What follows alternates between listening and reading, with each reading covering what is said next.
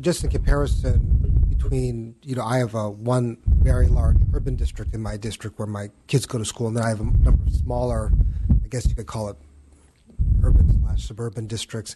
And what's interesting to me is that the smaller districts, and maybe it's because they didn't have the processes set up, I think really took to heart the overall message of engaging parents, reaching out, really doing that. I think my own district, and I've also seen other districts in the East Bay, the larger urban ones, where we're hearing, because they already had a certain level of parent engagement, because they already felt like they were already paying close attention to achievement gap, low-income students, English language learners. What it felt like, at least with I'll just say my own district, was they sort of backed into the LCFF rather than really starting from scratch, which is really what I thought the instruction was to do engagement. They do, but overall, they're not really, in my opinion, reaching out beyond what I call the usual suspects they've already been engaged with over the last 10, 20 years.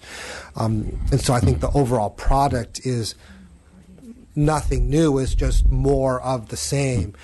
And to me, that's not what we were trying to get at. And I'm sensing that from the larger districts, this is sort of where they're going. So I really would encourage you to take even a closer look at some of those areas to make sure, again, if you look at the small districts, are probably only engaging, 100 or 200 parents, maybe even less. But like my large district, San Francisco, is engaging 300 parents. But relative to the 50,000 kids they have, it's a much smaller percentage of parent engagement. I know as a legislator, I know what they're doing.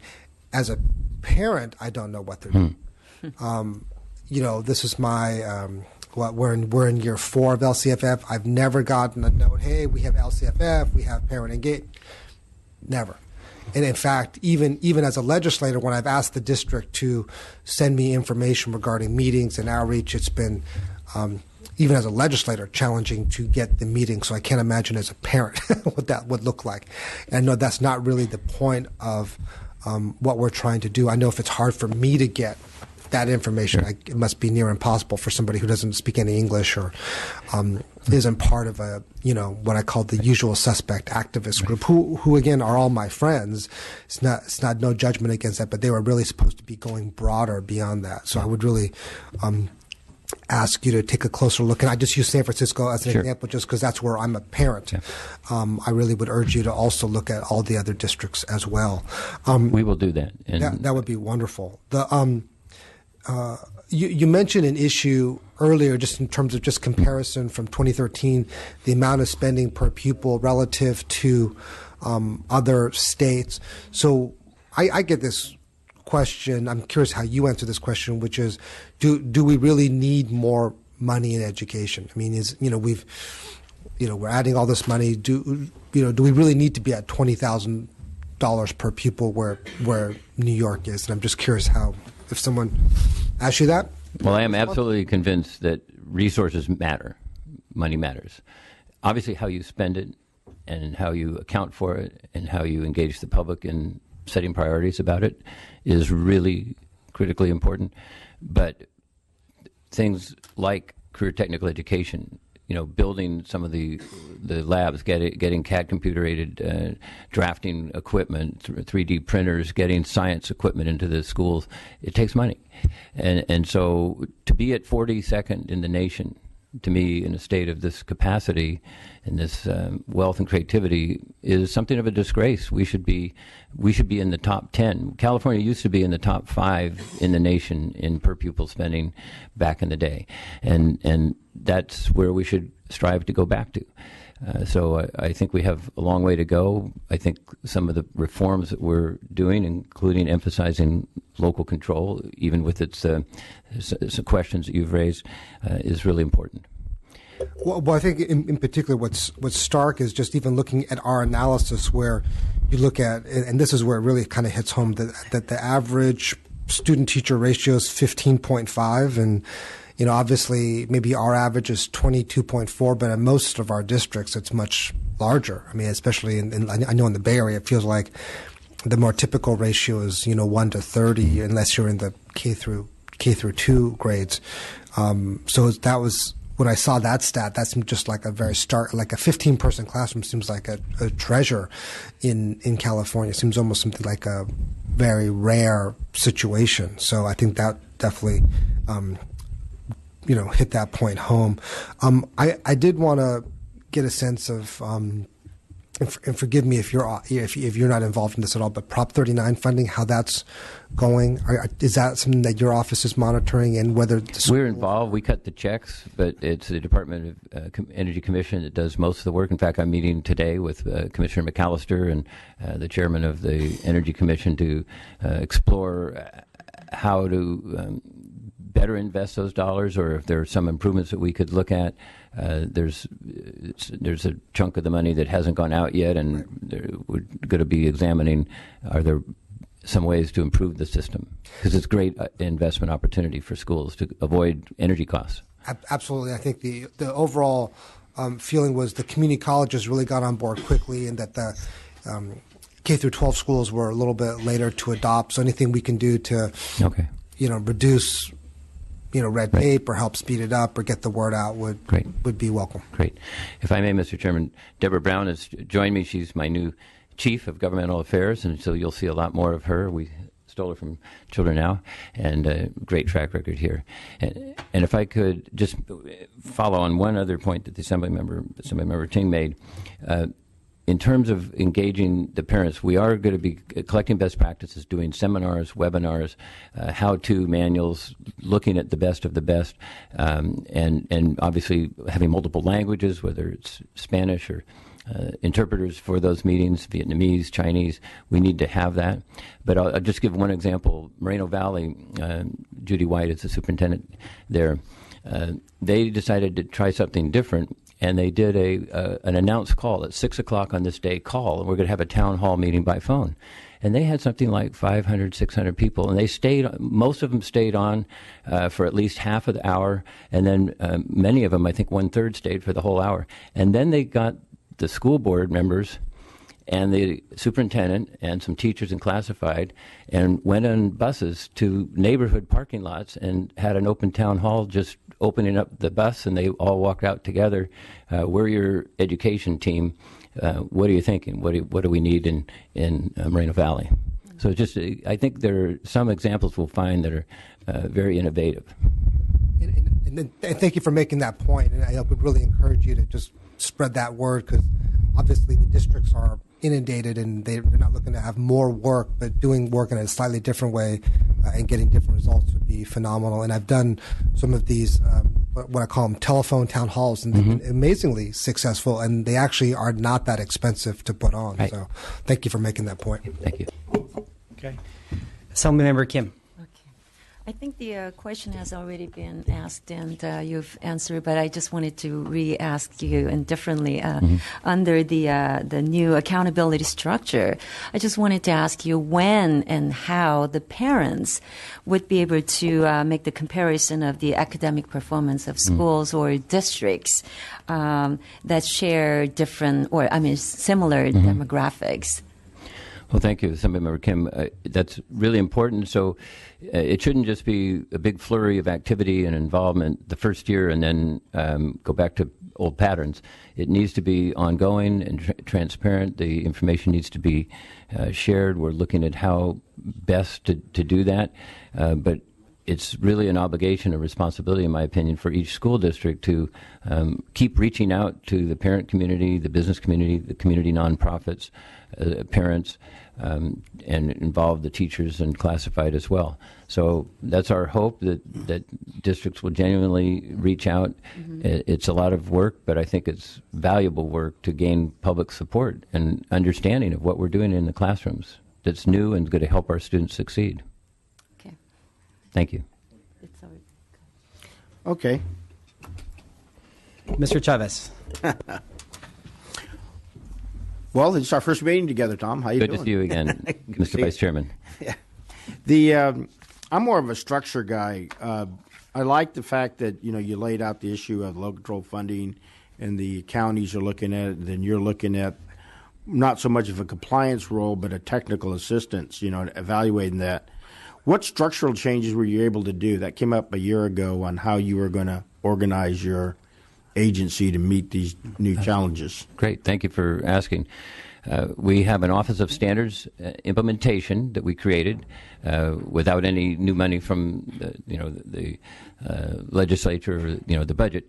We thought that was really important. Then on the LCAPs, we've pulled top staff from across our various divisions and branches to create a team. And so we're providing technical assistance to school districts. We have a close working relationship with CESESA, with the 58 county offices of education. And so we're co-implementing trainings, co-implementing both on standards implementation and on how to do the LCAP properly or optimally well. I mean, some districts have gotten into the old mode because there are 8 state priorities and there's all these other targets that they're now producing 140-page LCAPs. Well, that may not be the best use of their time. Maybe they're overreacting to the paperwork to trying to dot every I, cross every T. So we're providing technical advice to the county offices, working with the county offices to provide advice for each district. I mentioned what we're doing with English learners. We put a focus together. We've done. But I was more interested in people. How big is it? Like 20 people, 30 people, 50 people, 100 people? When you shrunk other activities into this new organization, how many people are there doing this? Oh, I would say on the team that's doing the LCAP, probably 10 individuals, 10 to 12 individuals, and then we're just getting the office started, but we're collecting. We have appointed a director for the office, and he's a dynamo, a former high school principal, who's doing well. So you have 10 right now, but you're going to build to a more robust structure as we go forward. As needed, yes. You mentioned the best practices a few times, and you talked about the one best practice of the bus coming in with all the educational team. Can you give us 2 or 3 other best practices that you've seen out there since we've been doing this for 3 years that you've somewhat marked down? Just an opportunity since we're being taped of saying, give me 2 other best practices. Well, in one instance, I attended on a Saturday morning in San Diego workshops that they had provided. They were doing workshops across their big district. It's a huge school district, and various communities, they had these workshops. And I saw sitting side by side, working through budget priorities. Do we reinstate summer school? Do we put more students into after-school programs? What do we do about our STEM offerings? What can we do more in career education? So I saw business leaders and community nonprofit leaders from the community, labor unions, teachers, administrators, school board members, huddling and then regrouping after they had one effort, like a workshop on 1 or 2 topics, then they would shift. So that's one really good example. And then it was melded and woven together into an overall plan for the district. Each of those regional town halls, they collated the information. So a number of other districts have done similar work. The Mount Diablo Unified District, the superintendent has done some good work involving parents from the diversity of, that's another huge school district in California.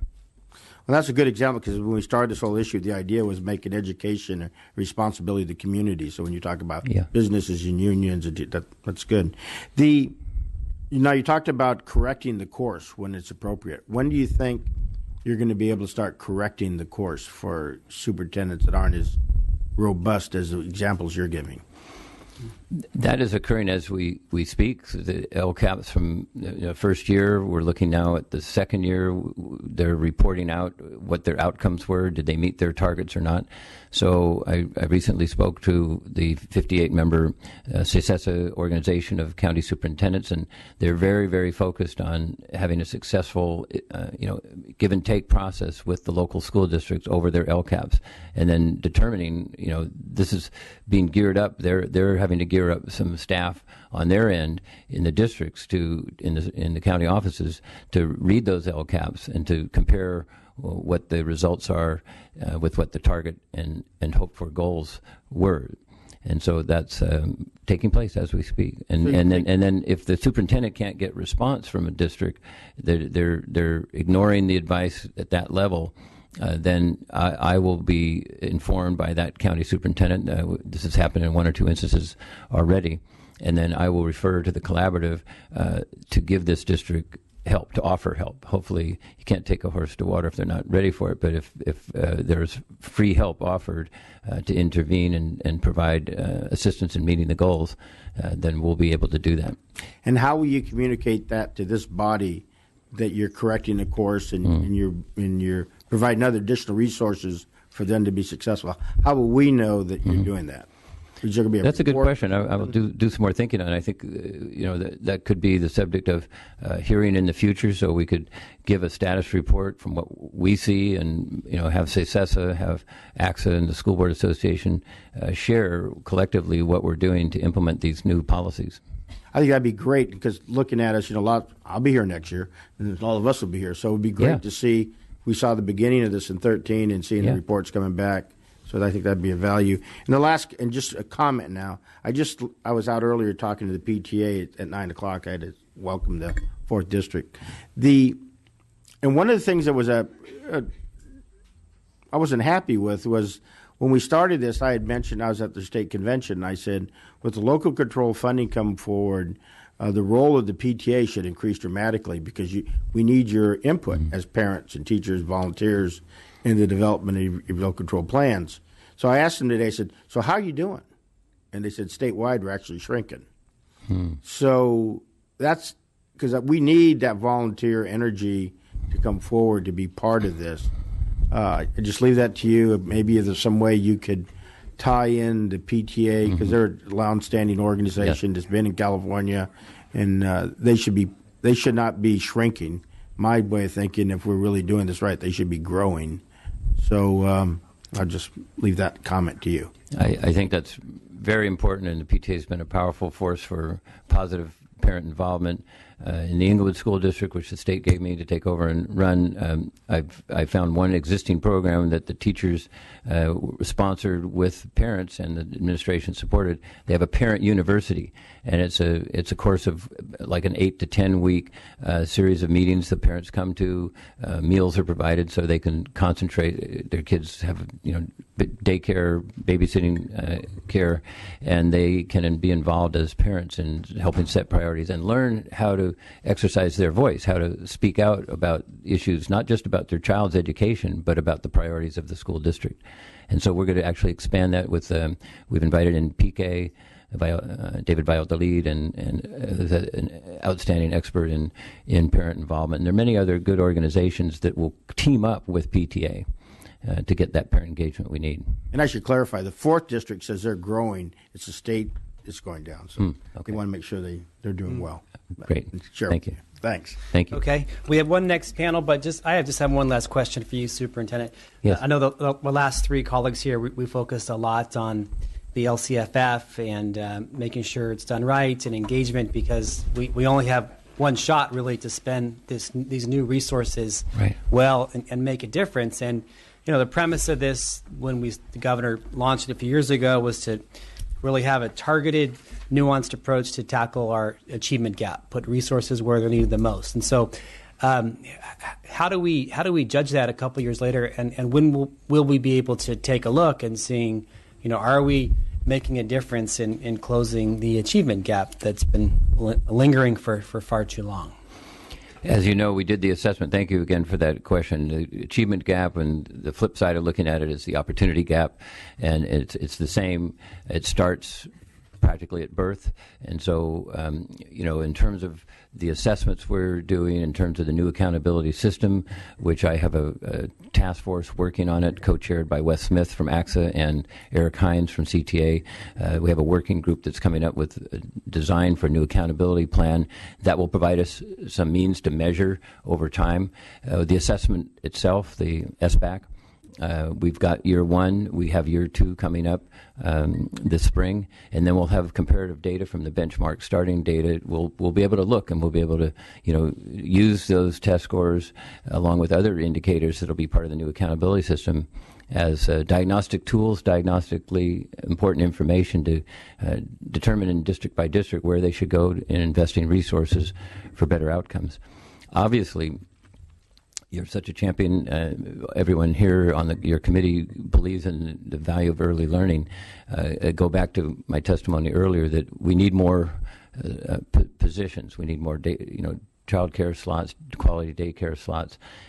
We can't just freeze the system where it is. And the earlier we go back, we catch the brain as it's developing. It's going through this dynamic phase of enormous growth in the first 2 years, first 3 years, first 4 years.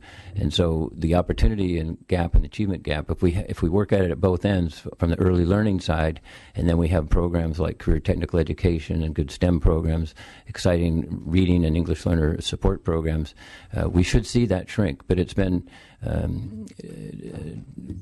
terrifically frustrating that it has persisted.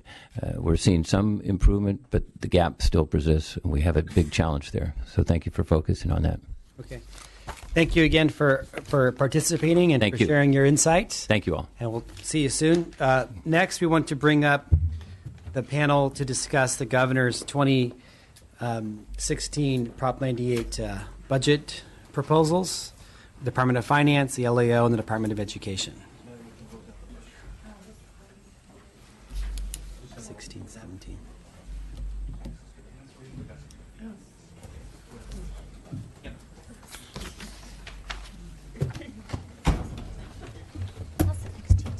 We have Department of Finance go first, then LAO, and then the Department of Education.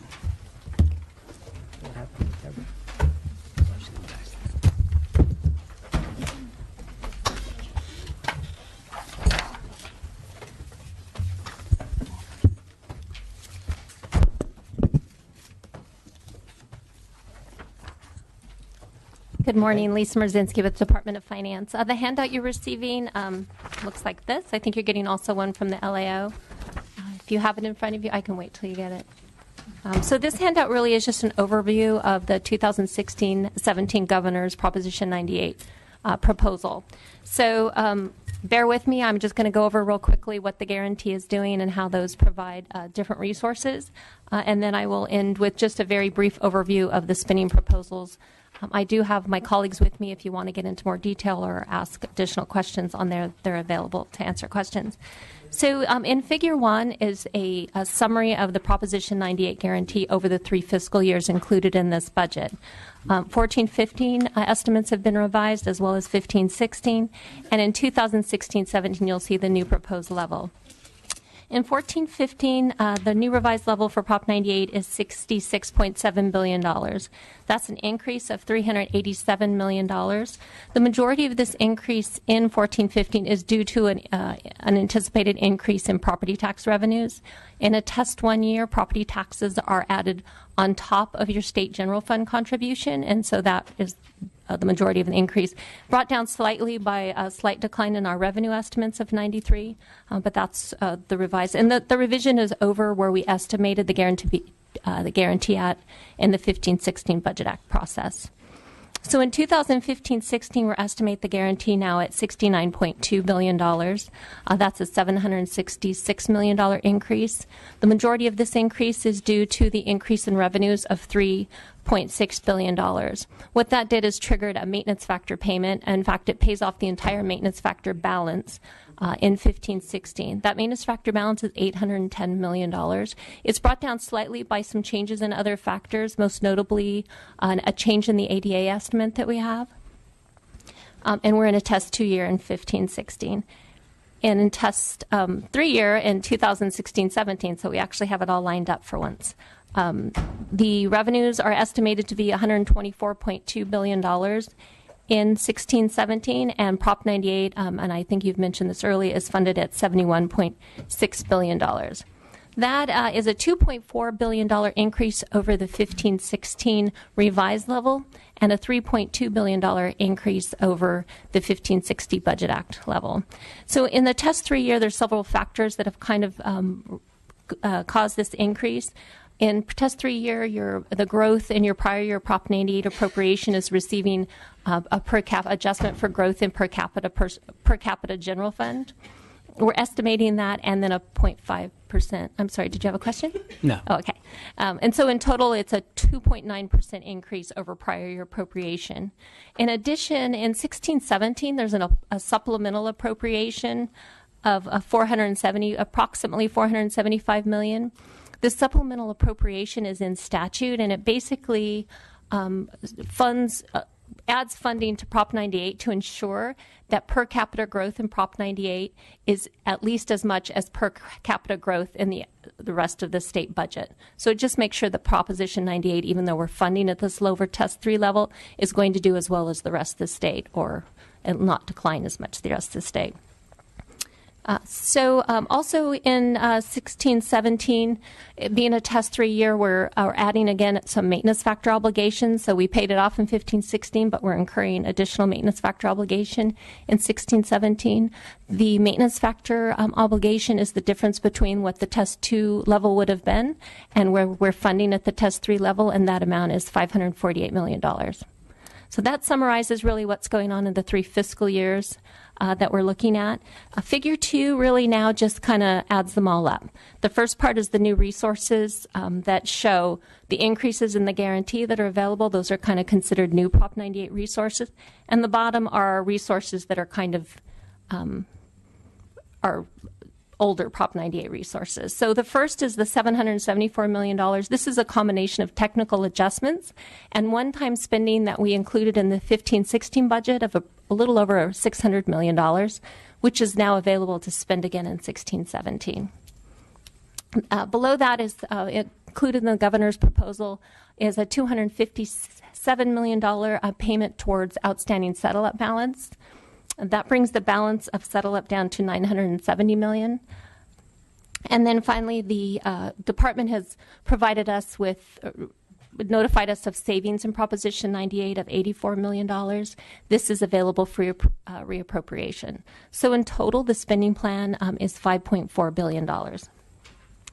Figure 3 just basically summarizes the resources in one-time and ongoing resources, and the second part really just shows you how this governor's spending plan is broken into one-time and ongoing resources, and I'll get a little bit more into the spending plan in a minute. So figure 4 really just kind of is our way of summarizing what's happened since 11-12. I know Superintendent Torlakson talked about the investments in education, and this really shows the amount of debt and obligation that's been paid down as a result of those investments. So in total, you can see there's been $24.2 billion since 11-12 paid toward these outstanding obligations. So if I may, on the second page, or on the other side of this sheet, figure 5 is the detailed spending plan that's been included in the governor's proposal. I, again, don't plan on touching all of these, but feel free to ask any questions. I think we have everyone here that can answer them for you if you would like further details. So again, the governor's spending plan continues to make large investments in moving towards full implementation of the local control funding formula, and then also continues one-time discretionary funding for outstanding Prop 98 obligations. In the one-time investments, the largest being a $1.3 billion discretionary funding provided to locals for local priority and needs. Any amount that's available will be used to offset mandate claims. I think Superintendent Torlakson also talked about the Career Technical Education proposal, which is a 3-year incentive grant program allocating over $900 million. The $300 million is the second year of that investment. There's an additional $20 million for charter school startup grants. This is combined with the $30 million federal carryover that's available that will help with startup capital, initial capital for startup charter schools. The $30 million listed is for a multi-tiered system of support. This is in addition to $10 million that was provided in last year's budget. It's an incentive grant program that assists local education agencies in developing these behavioral and academic support systems. So in total for K-12, we're looking at $1.6 billion in one-time expenditures in this plan, and for community colleges, almost $400 million. The largest of which is one-time funding for deferred maintenance and instructional equipment acquisition. So total of $2 billion in one-time spending. On the ongoing side of the spending plan, again, the governor's largest priority being the local control funding formula. So we continue dedicating the majority of the Proposition 98 ongoing research towards this with a $2.8 billion investment towards that goal. This will close 49% of the existing gap and fund the local control funding formula at 95% of target. The next three items, if you look under ongoing for K-12, are the three are kind of all together, and that is part of the early education block grant. The early education block grant consolidates existing pre-kindergarten services into one grant. It's going to target low-income and at-risk children and provide greater local flexibility to align all of your pre-kindergarten services to meet local needs and priorities. The proposal just shifts existing funding into this grant. There's no additional or reduction of Prop 98 funding for this proposal. The administration has begun a public stakeholder process to collect input on this proposal, and we're hoping that at the May revision, with all the input, we'll have something to produce for it or to share with you. So both K-12 and community colleges are receiving a COLA, 0.47% COLA in this plan. And so Prop 98 total is almost $3 billion in ongoing for K-12, and for community colleges, $400 million. The largest ongoing investment for community colleges is in the Career Technical Education Strong Workforce Program. And there's another $48 million for Career Technical Pathways Initiative. So if that, I can go into more detail if you want, or if we have some colleagues that can actually delve deeper if you would like. Thank you. I think you're we'll welcome. Shift now to the LAO.